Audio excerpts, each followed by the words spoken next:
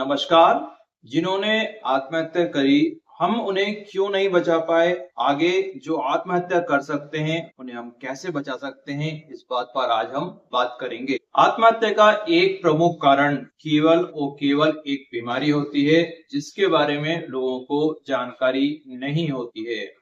इस बीमारी के बारे में अगर हम जान जाएं, तो कई लोगों की जान बचा सकते हैं। आत्महत्या के जो भी कारण आप सोचते हैं और जो भी आप सुनते हैं, जो सरकार मानती है, वो केवल और केवल ऊपरी कारण होते हैं। प्रमुख कारण जो होता है, वो एक बीमारी होती है, जिसका नाम डिप्रेशन बीमारी होता है। डिप्रेशन बीमारी को अधिकतर लोग केवल दुख और उदासी से जोड़कर देखते हैं, लेकिन डिप्रेशन एक बीमारी भी होती है, जिसका इलाज उपलब्ध भी होता है और कई जगह इसका इलाज निःशुल्क उपलब्ध भी है। और साथ में ये ध्यान रखना है कि इसका इलाज जो है करोड़ों लोग ले रहे हैं और ठीक भी हो रहे हैं।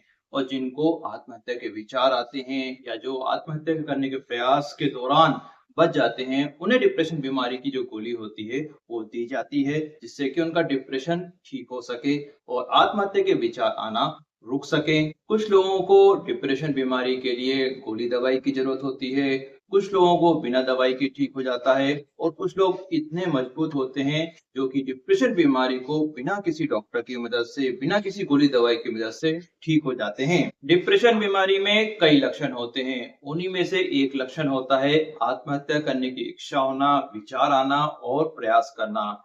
जिनको डिप्रेशन बीमारी है, उनमें सभी को आत्महत्या के विचार नहीं आते। 5 से 10% लोगों को ही इस तरह के विचार आते हैं। अगर हम डिप्रेशन बीमारी के बारे में जानते हैं और दूसरे अन्य डिप्रेशन बीमारी के लक्षण के बारे में जानते हैं, तो हम इस बीमारी को अच्छे से समझ सकते हैं और लोगों की मदद कर सकते हैं। डिप्रेशन बीमारी का इलाज भी उपलब्ध है और कई जगह ये निःशुल्क भी है। इसके बाद भी कई लोग आत्महत्या कर लेते हैं। इसके 3 प्रमुख कारण होते हैं। पहला तो ये है कि लोगों को डिप्रेशन बीमारी के बारे में जानकारी नहीं होती है। उन्हें ये नहीं पता होता है कि जो आत्महत्या के विचार आ रहे हैं, आत्महत्या करने की जो इच्छा हो रही है, वो डिप्रेशन बीमारी के कारण है। वो किसी असफलता के कारण नहीं है, किसी ने डाँट दिया या किसी ने कुछ बोल दिया, उसके कारण नहीं है। जिनको डिप्रेशन बीमारी के लक्षण आ रहे हैं, वो इलाज लेने में लेट हो जाते हैं या फिर जो इस बीमारी का सही इलाज है, उसको नहीं लेते हैं। ये दूसरा कारण होता है। और तीसरा कारण ये है, लोग डिप्रेशन बीमारी का इलाज बीच में छोड़ देते हैं।